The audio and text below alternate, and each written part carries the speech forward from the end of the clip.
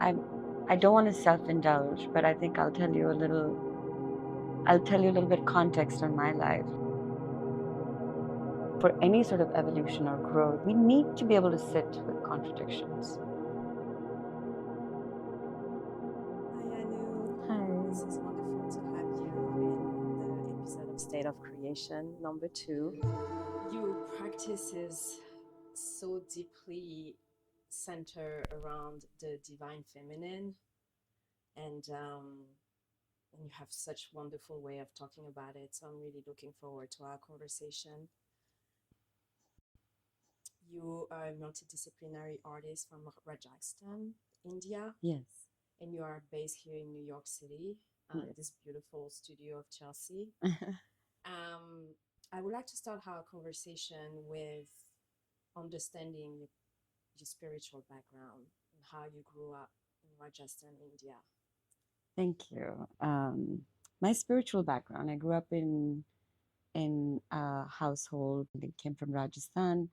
So we grew up in a very sort of religiously aware home. In India, it's sometimes hard to parse out culture and religion and spirituality.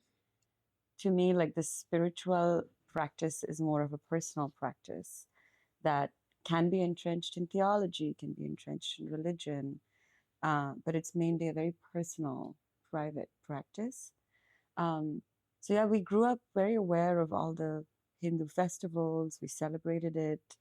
We had a we had a really acute awareness, but our my upbringing was more value driven.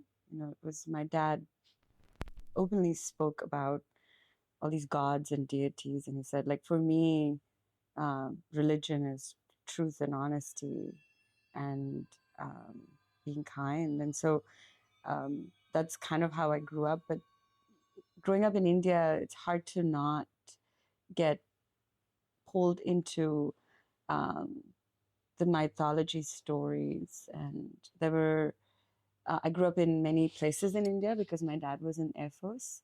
And so it's also really interesting to see how the same rituals and the same gods and same practices can be performed so differently in different parts of the country.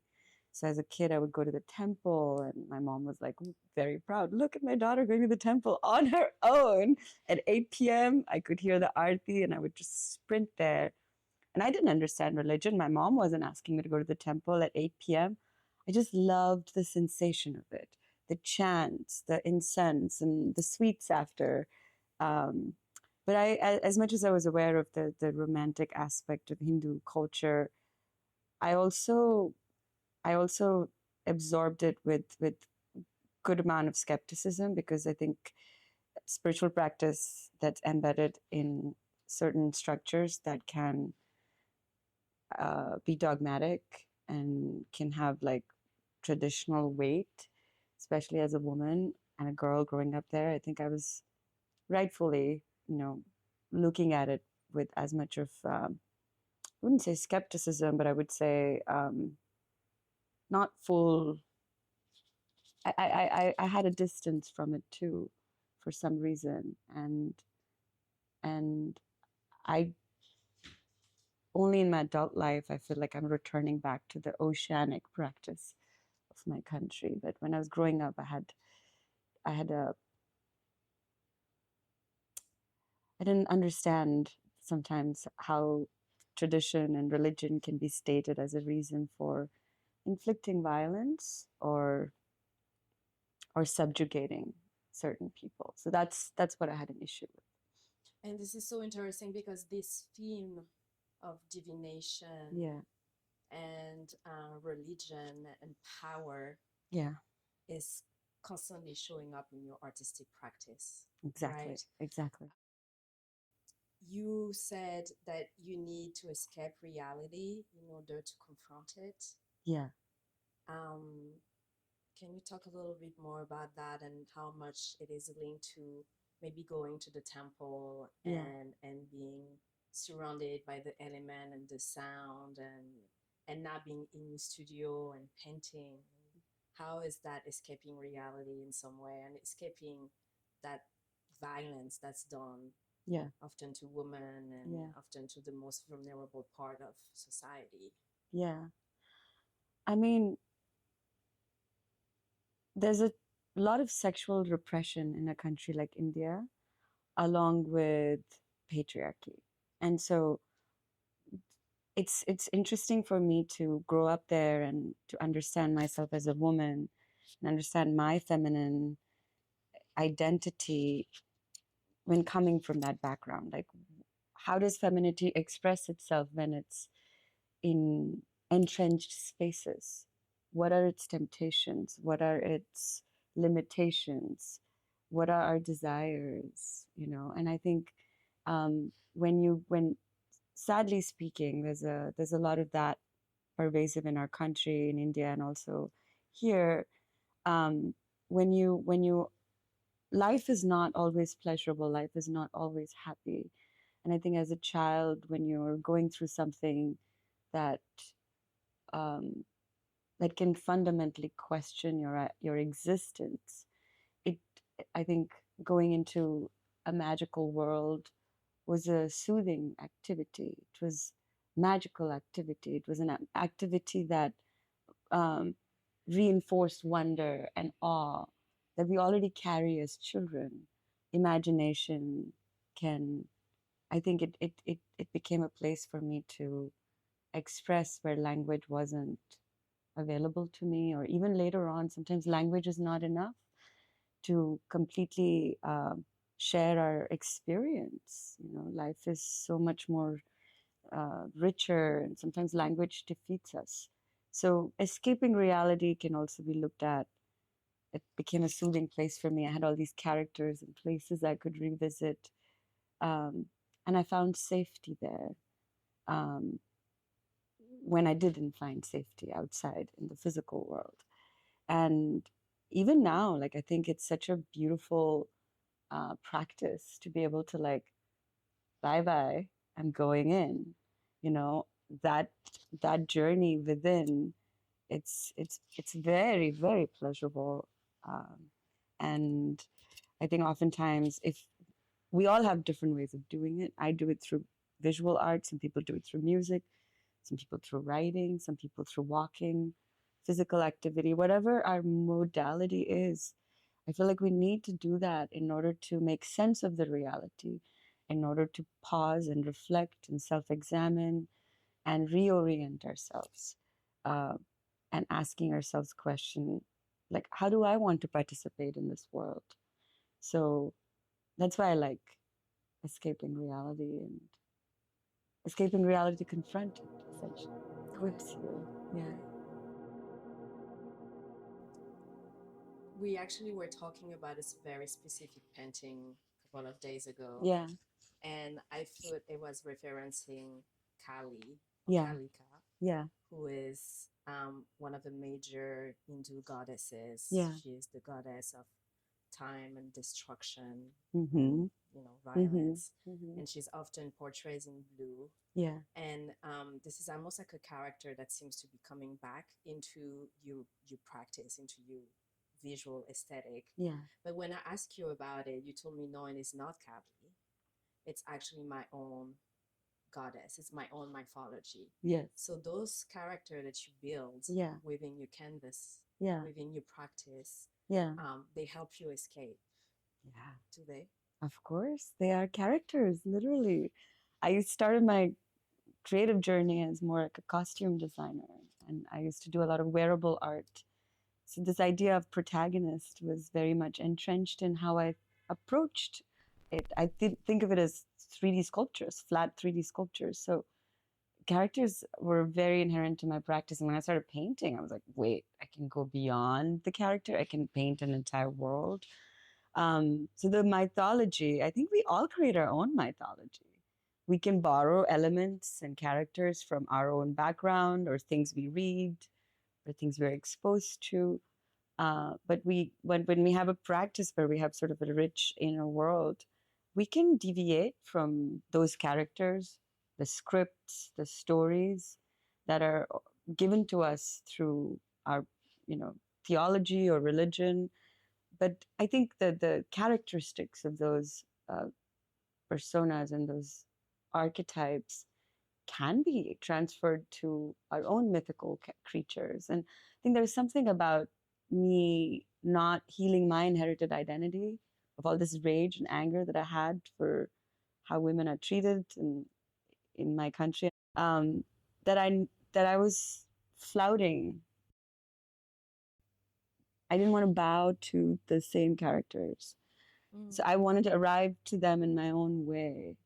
Um, and it was, my practice sort of sits between this reverence and rebellion. So as much as I have reverence for my country, initially it was more rebellion.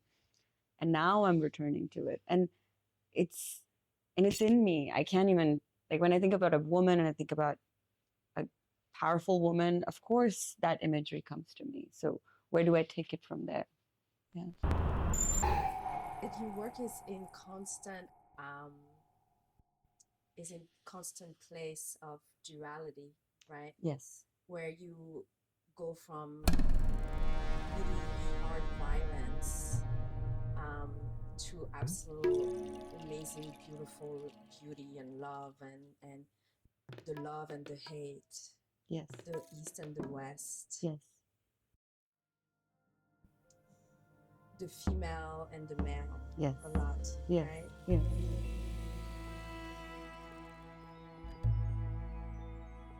To you, where does that tensions come from? Like, why is it so important for you to constantly be in this in between, in this like yin and yang, basically? Yeah, I mean it's the polarity of, like, and India is full of these contradictions.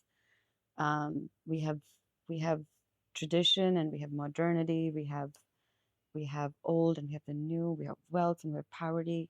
It's a country that's constantly jostling between these extremes.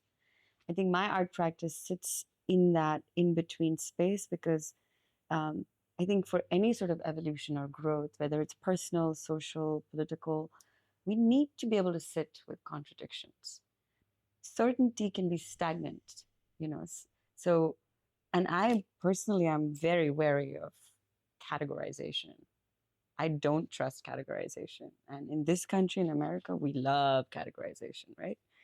You are Indian female artists, or you are this, and you're this, and you're this, and we're just like all these buckets we put ourselves into. And so, even calling myself like I'm a liberal person, I'm a conservative person, like, what is that line that bifurcates the polarity? It's all not just a divider; it's also the line where they interact, where the polarities interact. I'm interested in that interaction because that's when growth happens. So I am from the East, but I'm here in the West. I do a lot of work on gender, which is already political, and I think it's more interesting when we can bring these different contradictory sentiments, experiences, and throw them together and see, are they going to be explosive? Are they going to resolve each other? What is it going to be? And I'm not saying that we need to just keep provoking people through what we create, but I think at least it should be an honest reflection of what we're seeing in our lives. Because you're not looking for a resolution, No, necessary, no, in your work, right? no. But I think my job is to, like, um, externalize the human condition and let people, the impact, or the impact of violence or the prejudices that we carry. I'm not going to say you're a bad person because you're prejudiced. I'm just going to say this is the cost of prejudice. This is the cost. This is this is what the suffering looks like on the other party. This is what unity looks like. I'm not trying to make art that is just aesthetically beautiful, because that's available to us already. You know, art is, and I come from a design career where, you know, art had, my work had to perform commercially, functionally, and a good designer is someone who can totally remove themselves, serve the others. But as an artist, I think inserting our experience, inserting a point of view matters. But there's a way that we could do it, that we don't have to say what we believe in, what people should do. We could just show it. And that's the power of art, that we can use a different kind of language to unify, to highlight. So that's why I like things that are unsettled. And one of the things that's unsettled in Yeah. a lot of you work is the human body. You Yes. do a lot. You paint a lot of body. Yes. You paint a lot of female body, and you talk about time accumulating into the body and what the violence that can be done to the body. As a woman, there's so much pressure from society, expectations. Yes. Of getting married, of bearing children, of being mothers. Is for you painting the body and you practice a way to release or to exhaust some of that pressure? It's such a beautiful question. It's like, Thank you. you're saying that is is this purpose of art, it's like, is it soothing? Of course, it's so soothing, so interesting to, I think, turn towards ourselves.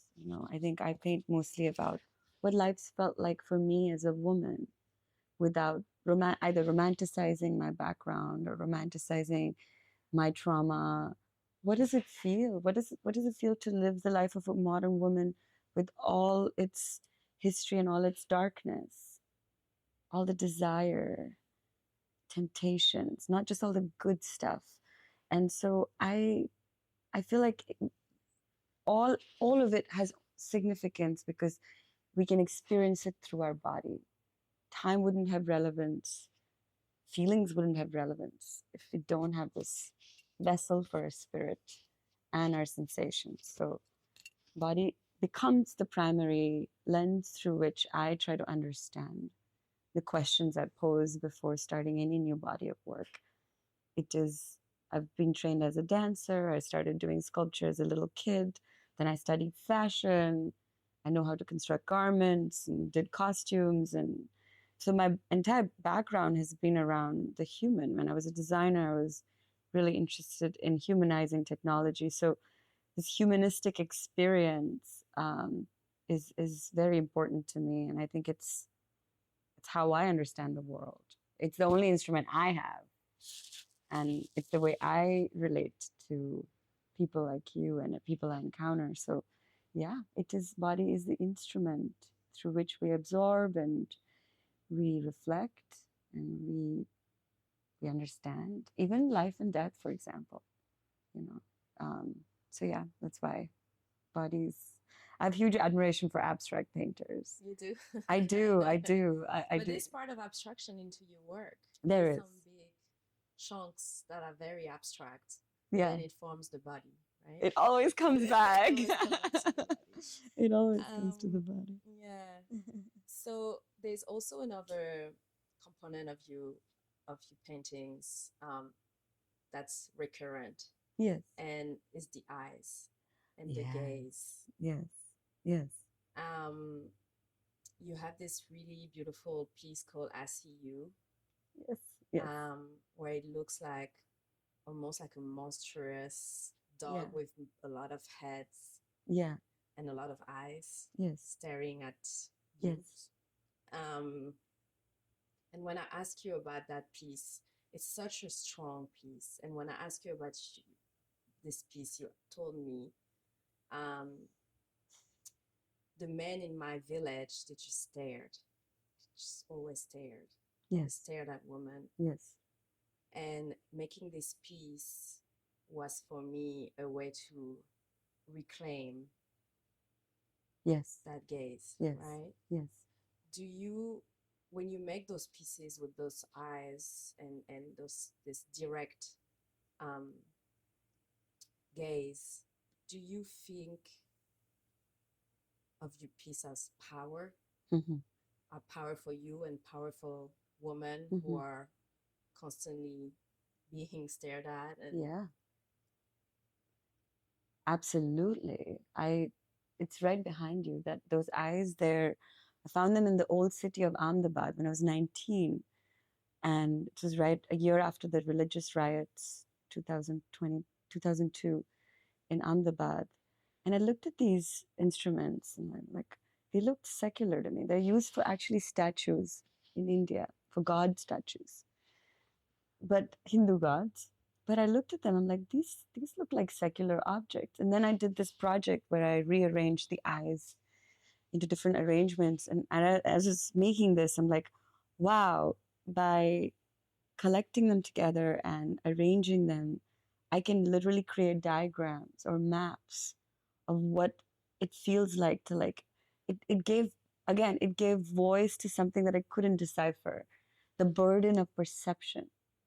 What does it feel like to be just gawked at, looked at, undressed through the eyes? They don't care if it's 6-year-old girl, they don't care if it's 60-year-old woman. There is, and it's not just me, you can speak to any girl who's grown up in India, who's been in India, lives in India. It's a very common thing. And at some point, you want to dismiss it not as curiosity, it's just pure, blatant, patriarchal bullshit, of the feeling of unsafety that is inflicted upon us. So by taking this organ that's just invasive and making this almost like a charm. So it became part of my visual language of like, what if I take it and I intensify this the relationship between the self and the observer, and I wear it like an ornament. And my paintings became confrontational. And I wanted them to be at eye level. I wanted them to look back at people. In that way, I feel like this one artist does a very good job of it. She was a feminist artist, Miriam Khan. She made these life-size paintings, very like sometimes very sexually violent images, but a direct confrontation of the violence that is inflicted every day, that speaks to that experience of of just dilution of our boundaries every day. And oftentimes, like, there were moments where I was in America here and there were more pressing topics as usual, politically trending. And sometimes people would just ask me, hey, do we really have issues around women stuff? Like, is this the most important cause you want to go after? I'm like, hey, I'm not making art because it is a cause or it's a narrative or it's a speaking point. It's not trauma porn. It is our lived experience. And I think we as artists have to be honest about just sharing our life. There's a dreamlike aspect of you Uh-huh. a lot, right? Yeah. Mythology. Yes. It feels like um, sometimes we're in a dream that can turn to a nightmare, or a nightmare Yeah. that's turned into a dream. um, what is the process of you painting and you Yeah. creating pieces? Are you dreaming of it and then you come to the studio and you just paint? Do you sketch? How do you create? It's such a beautiful question. Again, like the process of creation, I think it really varies. Sometimes I just start with the painting. Sometimes I have this idea and I want to keep arriving at it. And sometimes I just have a feeling and you develop as you work on it. But I do sketch extensively. It is a very generative exercise for me because when you're doing some sort of a world building, you have to have characters. You have to have, not have to have, but it's part of the process. And then I think sketching allows you ideas for like different entities to be composed together. Or it's hard. I think it's very rare that you like, this is what I want to paint and this is what comes out. I think the painting tells you exactly what it needs to be too. So you can't go with ego. I want to make this. That's why I prefer not to paint from images that are already there. I don't paint from photographs, for example. Um, because I think that's more interesting to me when I can like extrapolate or extract something that's unseen. It's in me, but I'm like visualizing it. So that to me, I think that adds a really interesting kind of filter to the process, like what germinates from the memory itself. Yeah. Um, you have a series in particular that's probably, I would say, the most complete series that you have, Yeah. and it's called Gold, God, and Meat. Yes. And you said gold signals lure, God signals authority, meat becomes offering. Yes. Um, where does your pieces, where does your creation stand with between this God, this gold, and this meat? Are you painting meat? Are they offerings? Hmm. Yeah, I think it was a very strong show. I had so much time, such a good time making it. Like I would look at gold as like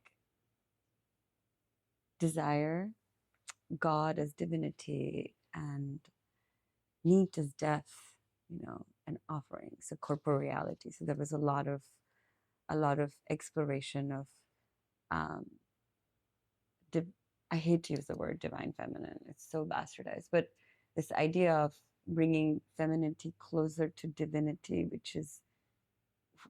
which doesn't even need to be stated because it's just there.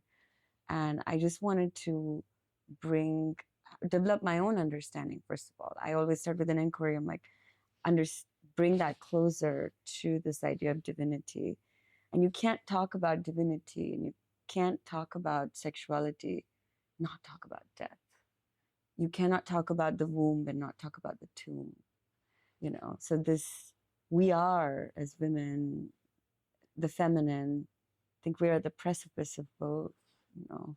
And so like that particular show is really profoundly important to me. I'd lost two of my family members, my grandma and my aunt, the same year. First time I dealt with death, and losing my grandmother was really like interesting for me because she had devoted an entire life to servicing her husband, had no agency, and her her death, even her parting, was just not honored by him, my grandfather, and then it just created interesting conversations in my mind about my lineage of like I speak all these things and that my own grandmother was in her own way disadvantaged and um, not respected.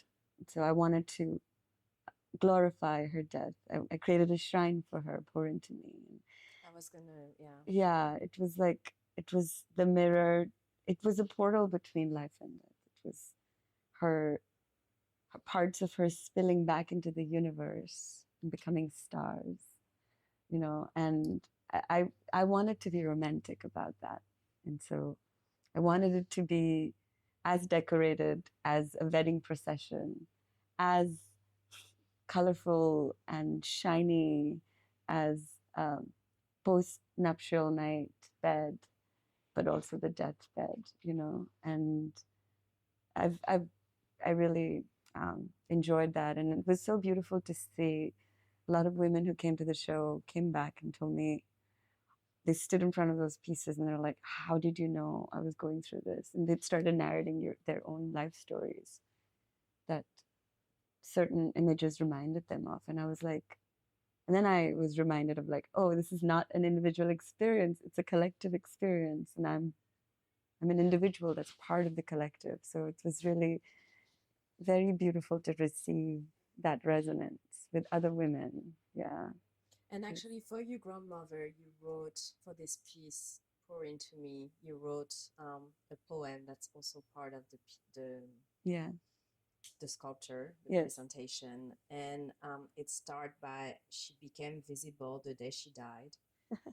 She took all that could be taken and returned. not as body, but as God. Um, how is your grandmother passing and the ritual around her passing? Um, how has that changed your practice, maybe, or the way you consider your body, the way you see your femininity? Yeah. Yeah, I think this was the first time in my life I used to make clothes, and the aesthetic quality of my work was purposefully not very Indian, but I leaned into the esoteric this time.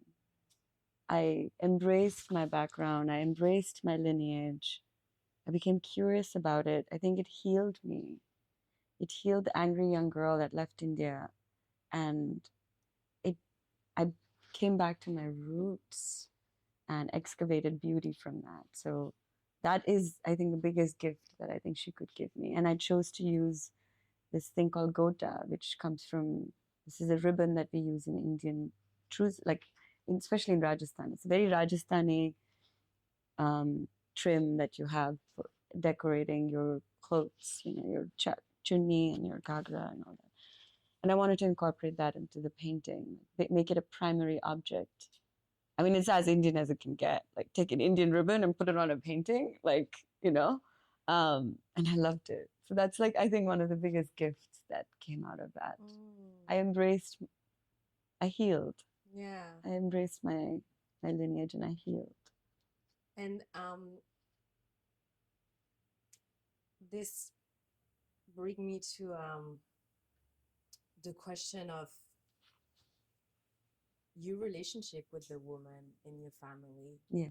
Given that you come from such a conservative background, and you have such a contemporary liberated practice. Yeah, I don't want to self-indulge, but I think I'll tell you a little bit context on my life. Like, my mom literally used to be one of those women carrying pots of water on her head and pulling out of wells in India, Rajasthan. She wasn't allowed to study beyond a certain age, my mother. And obviously there was no question of like choosing your own partner, and not having a voice and not having an agency. And the women up before her, like my grandmothers, they cried when I was born. I was the second girl child. So just like, we've taken a big leap from where they were, and where there was no electricity in my village until 85, it's pretty late. So the fact that I'm sitting here today is a miracle. And I think that could not have happened if it wasn't because of my mother. She took it upon herself. She had no courage, no voice. She took it upon herself to make sure that her daughters get the best education, and they become self-reliant, and they can they have some agency. So I am deeply grateful to my mother, who rallied my dad and like fought against her in-laws and to get out of the village. There was no good schools there. To get out of the village and go stay with my dad, who was in the Air Force. So yeah, my sister is a doctor now. Surprise. She's a very accomplished doctor, John Hopkins, and coming from where we come from, I think somebody has to dream. Yeah. My mom dreamt. Yeah. And her children are here now. Oh, yes. Yeah. That's amazing. Yeah.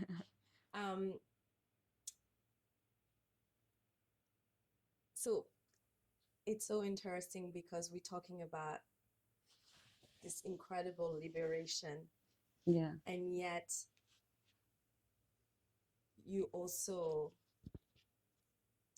with this painting and with a lot of your painting, talk about, again, this expectation, right? Yeah. Of what you should be, or as a woman. Oh yeah.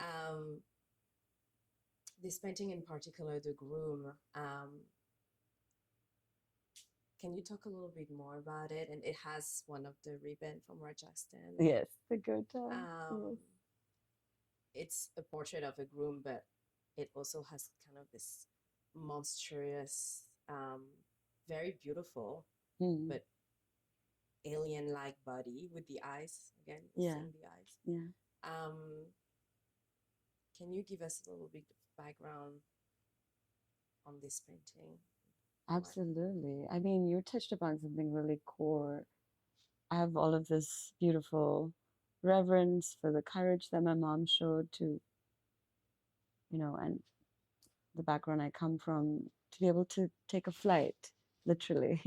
But there's also unstated expectations, the weight of expectations, the weight of tradition. And oftentimes, having lived here for so many years and coming from there, oftentimes you cannot parse out if this desire is my own, or was this conditioning, or is this conditioning.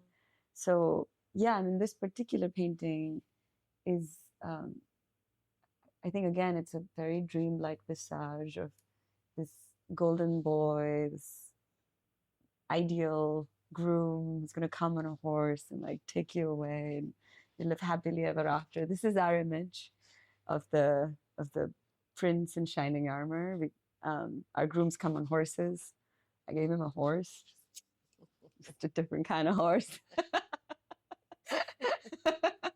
And I think this piece has this contradiction. You have this burly, very like virile, masculine horse and this like ideal groove, but it's also tethered to the ground with these big stakes. So I think it's this tension of ascension and like grounding, sprinting and stasis.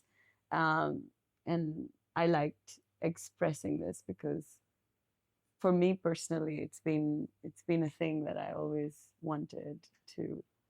So many ways I'm a modern feminine woman, but in so many other ways I'm just a girly girl. I like pink sparkles, all the girly things. And so again, we're depicting our lives, complex lives of the modern woman. Like we're at the precipice of what came before, what preceded our time, and what's coming after. Has it been a liberation for you to make those pieces? Do you Yeah. find liberation? It's a singular act of liberation. It's like at least our understanding yourself better. I think it's like it's not self-indulgence. I think it's almost like understanding yourself better. So I think it's liberating sometimes, and it can be very cathartic at other times. Sometimes it's like, oh shit, like I have to keep enduring it. It's not out of my body yet. Oh shit. Again, another groove. Another one.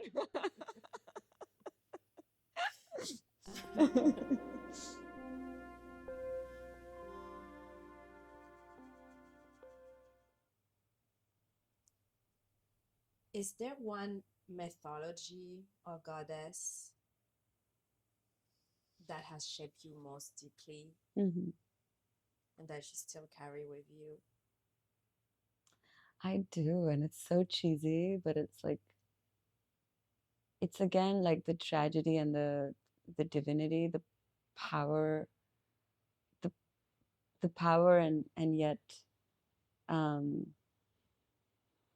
the weakness that was given to the feminine. This is the story of Ramayana and Sita. Sita was the woman. She was the daughter of the earth, Mother Earth, literally. She was born from the land. And In Hindu. yeah, this is Ramayana, which just like the Odyssey, we have Mahabharata, which is Gita. Ramayana is the other big epic story. So this is one of my favorite stories. It's a combination of suffering and reconciling with the truth. Despite all the protection she was abducted and she was kept in the gardens of Lanka, which is the country Sri Lanka, for many, many years, while her husband, who was the um, avatar of Vishnu, Rama, was gathering the monkey army. And there was a question of her virtue when he came back to his own land. It's like, you're going to let her be the queen? She was with this guy for so many years. And so he left her while she was pregnant. She spent her time in the forest, and once he discovered his two sons through an expedition. And at that point, she asked Mother Earth to open up her heart, and she's like, "Take me back. There's no place for me in this world, in this land. They don't respect." Like, she was doubted. She was asked to go through fire to prove her virtue and honor. Um, and she was left by this Adarsh Purush. Adarsh Purush means ideal man, Rama. And he left his wife because of what people were talking. It's like, I can't rule with a woman who was abducted for so many years. My last question, what does creation means to you? It's a beautiful question. It's also a big one. I think creation is an act of, it's a very intimate act of understanding yourself, or it's an act of devotion, fueled through curiosity or self-discovery. Creation is a sacred act.